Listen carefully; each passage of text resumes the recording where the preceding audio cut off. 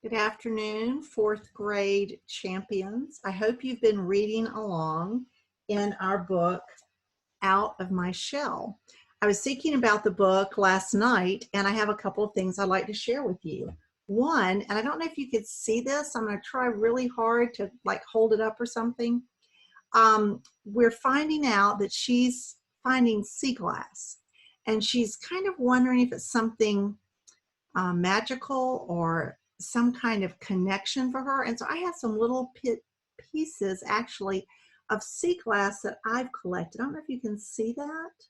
Little tiny pieces of sea glass. I kind of agree with her.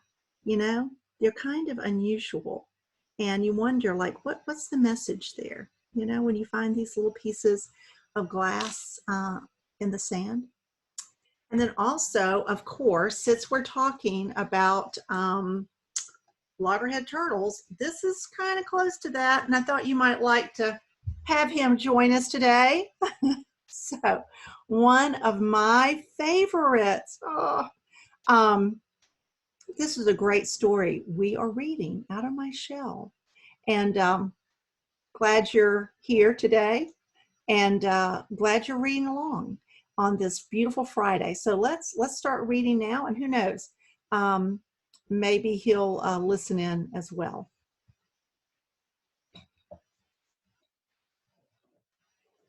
Out of My Shell. We're starting, I'm going to actually backtrack a little bit, and I'm going to start the middle of page 32. Have a seat, I said, and scooched over to make room beside me in the sand. I think we were both more at ease when we were facing the ocean instead of making eye contact, for a little bit anyway, until the silence became uncomfortable. He began fiddling with a Rubik's Cube he'd brought along. The clicking and movement of his fingers was familiar and soothing.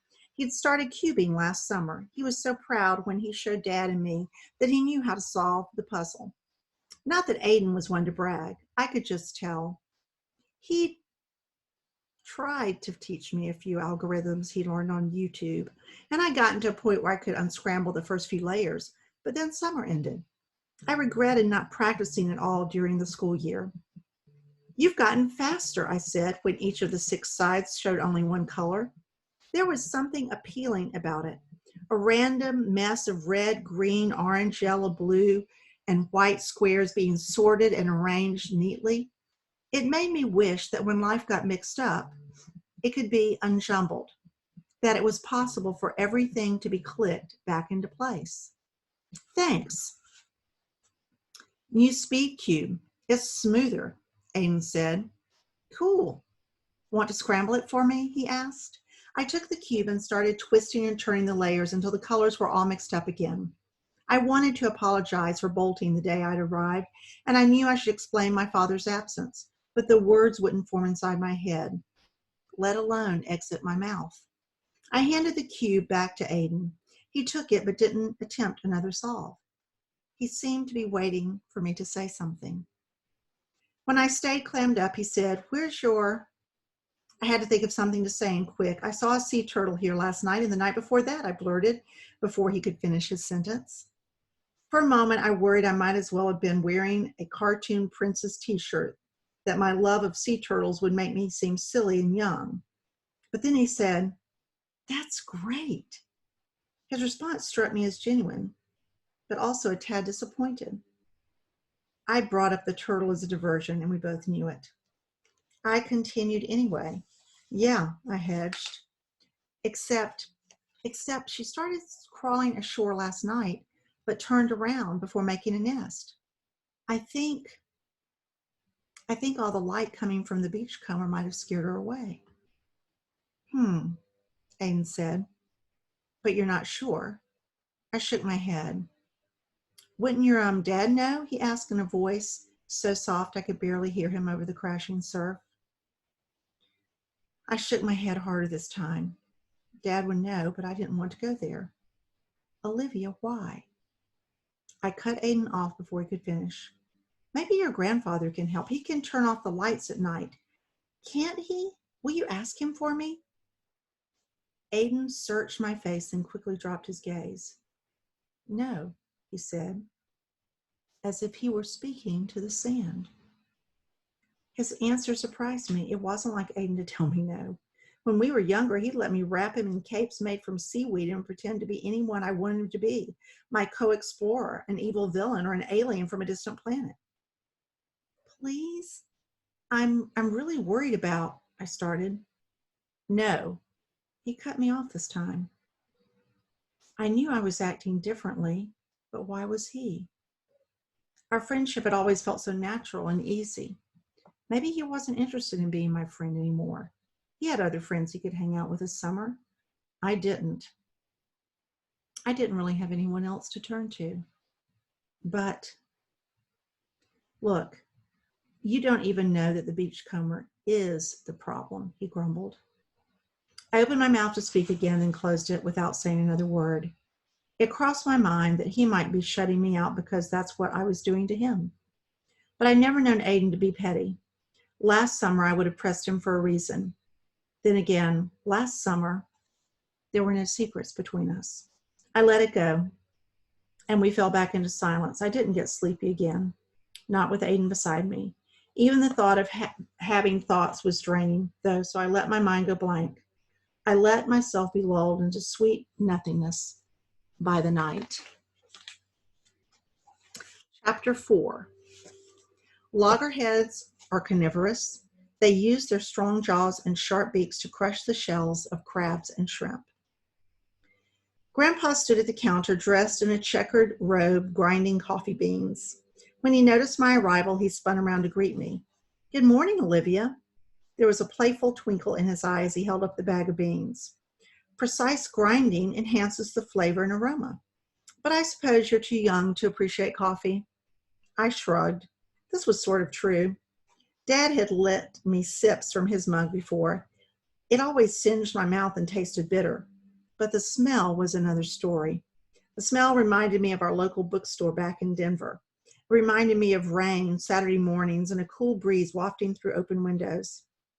It reminded me of Dad and home and made my knees feel weak. "It's okay," I said. He nodded and went back to work. Grandpa?" He released his fingers and the burr of the grinder came to a halt. "Yes, dear?" "Do you think we can go to the aquarium today?" "Well, I don't see why not. Always a good time seeing the dolphins and the sharks. And I imagine your mom and sister will want to come too." I shook my head. "I don't think so. Lenny gets grossed out by the eels, and I asked Mom yesterday, and she didn't seem interested." Grandpa took off his glasses and wiped them on his shirt. He was stalling as he gave it some thought. This is one of the reasons I singled out Grandpa. He mulled things over, but never really pried. He left rapid-fire inquisitions to Grandma. "I suppose that would be all right," he said, returning the glasses to his face. "Just give me a minute while I get dressed and leave a note." I smiled to myself as he left the room. We were headed to the aquarium. It ate at me that Aiden hadn't been willing to ask his grandfather for help. But he'd been right about one thing. I wasn't positive the beachcomber was the reason the turtle had turned away. Before I asked Mr. Emerson to shut off the inn's lights, I need to be certain they were the culprit. Whatever Forrester family fabulous fact that Dad had shared with me about sea turtles and lighting was after he'd read a sign at the turtle exhibit. I was sure of it. Plus, I could snap a photo or two for Dad while we were there. Grandpa and I arrived early. So early, the aquarium wasn't open yet. This never happened. This would have never happened with Dad. Dad always had a perfectly planned itinerary with opening times and coupons to boot. I peered in the darkened windows, feeling my pulse start to rise. I was angry with myself for not doing Dad's job, for not calling ahead. At least I knew exactly where the turtle exhibit was. I'd make a beeline as soon as the doors opened. "Oh, Olivia," Grandpa said, watching me. "You're so very focused." I turned my head. Mom had told me the same thing zillions of times. But when Grandpa said it, it didn't sound like an insult. And it wasn't followed with an exasperated, "just like your father." It's a wonderful quality. But some of the best adventures happen when you deviate from the plan. Grandpa winked mischievously. "Shall we walk around a little? Come back when it's open?" I shrugged, then nodded reluctantly. "I guess so." Grandpa flashed me a crooked smile and shot off with devilish speed for a man his age. I couldn't keep up as he wandered across the street over to the bayside and down to the marina. He was talking to a college-age girl when I caught up. Sunlight shone off her dark brown skin, and she smiled broadly as I approached. So you must be Olivia. I understand you and your grandfather are going to give kayaking a try. Don't worry. You don't need any paddling experience, she said. I searched Grandpa's face for an explanation. Why not? Grandpa said. We've got time to kill, don't we? The next thing I knew, I'd been fitted with a wetsuit. I was sitting in a narrow boat with Grandpa behind me, and I was being launched into the water. After our guide, whose name I learned was Sarah, pushed us in, she launched herself in a solo kayak. I reached for my phone thinking Dad would love to kayak like this, and how pleased he would be to see me out doing something fun. I'd send the photo to my friends too, of course, but Sarah cautioned. You know, I can't tell you how many phones and cameras I've seen accidentally tossed overboard. You might want to tuck that somewhere safe. So I did. Sarah told us that she was a college student. She was studying to be a marine biologist and was running eco tours to help pay for school. She knew almost as much about everything as Dad did. We paddled through dark tunnels formed by scraggly trees called mangroves and glided across the still bay. The roots of the mangroves seemed perched on top of the water. Sarah said they're called walking trees. Despite myself, I got caught up listening to Sarah as she told us how many animals the mangroves provide food and shelter for: fishes, shellfish, and crustaceans, while she explained how the walking trees filter out harmful things and do so much for the overall health of Florida's coastal zone. I forgot about the aquarium and my problems. I just enjoyed the tour. I enjoyed dipping the oar in the water, pulling it toward me, and feeling the kayak propel forward. I enjoyed sticking the paddle in the current to change directions. I enjoyed watching the treetops for signs of life, and Sarah pointing out sea stars in the mangrove roots. When a big black bird submerged and swam beneath the tip of the kayak, Sarah said it was a cormorant diving for fish. I remembered a Forrester family fabulous fact and shared it with Sarah. A cormorant can go as deep as 100 feet to catch its prey. She clapped her hands. Very good, a science girl after my own heart. I was so excited to watch the bird. The wave of sadness I felt at the thought of Dad was as light as a passing breeze. After the tour, Grandpa and I walked back to the aquarium, talking about the sea stars and a manatee that had lumbered by. The doors weren't open now, and we bought tickets. Seeing the turtle exhibit was still important, but as we walked inside, the jellyfish caught my attention. They were mesmerizing, floating like translucent clouds in the water. I lost track of time standing by the tanks, hypnotized by their graceful flowing movements. When I finally stepped away, Grandpa suggested we visit the shark exhibit next. I didn't mind. We learned that sharks almost never get sick and that scientists are studying them in hopes of finding ways to treat human illnesses. Grandpa was a quieter companion than Dad. He didn't add stories and tidbits of information as we walked around, but he didn't lollygag and gab about totally unrelated things either, the way Mom and Lainey would have. He gave me time to read signs and think thoughts without interruption. I figured the more time we spent at the aquarium, the better. I would see the turtle exhibit eventually. We stopped by the stingray pool after we spent some time observing the leering hammerheads. The aquarium allowed visitors to pet the rays with a gentle stroke using the back side of 2 fingers. Time slipped away from me the same it had while we were kayaking. It was nice to step out of my life for a day. I'd been so on edge every moment since we arrived, trying to please my mom and keep peace with Lainey. Even hanging out with Aiden the night before had felt like work. It was small wonder I could relax here, surrounded by marine animals and loads of information. Olivia, we need to get going, Grandpa said. If we're going to eat at a halfway decent hour, I need to start dinner soon. Grandpa's words shook me from my blissful days. I withdrew my hand from the stingray pool. Please, not yet. We haven't seen the turtles. Grandpa glanced at his watch and nodded his head reluctantly. All right, then, we can spare a few more minutes. As I wove through the crowd, I inwardly scolded myself. Why had I let myself be distracted? As much as I'd enjoyed meandering through the aquarium with Grandpa, I should have insisted on visiting the turtle exhibit right away. Once we made it to the card I was looking for, I discovered the aquarium had 5 sea turtles. 3 of them had been injured by boats and nursed back to health at the aquarium's rehabilitation center. Most turtles who visited the hospital were returned to the ocean. These 3 couldn't be because their vision was too poor. I felt a wave of pity for them, but the turtle I'd seen on the beach hadn't looked injured, so I moved on. From the next display, I learned that a sea turtle's sex is determined by the temperature of the sand when it's still in the egg. Nests in warmer sand produce more females.